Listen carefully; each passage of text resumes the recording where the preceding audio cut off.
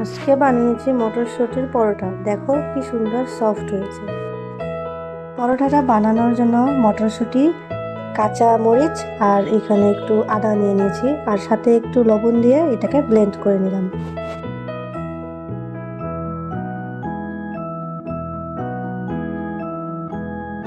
তারপর কড়াইয়ে তেল দিয়ে একটু কালো জিরে ফোড়ন দিয়ে পেস্টটা দিয়ে একটু নাড়াচাড়া করে নেব।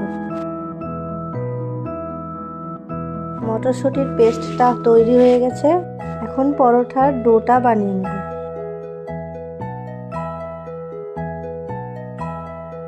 ডোটা রেডি হয়ে গেছে। এখন একটু একটু করে হাত দিয়ে আগের থেকে বানিয়ে রাখা মটরশুঁটির পেস্টটাকে ডোর ভিতরে দিয়ে এইটাকে বেলে নেব।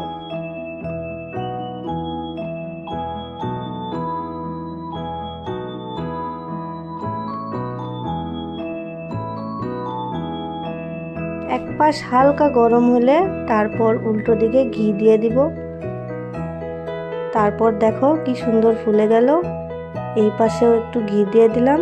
এই পরোটা সবজির সাথে খেতে খুবই টেস্টি লাগে। এখন দেখো কি সুন্দর দেখতে লাগছে।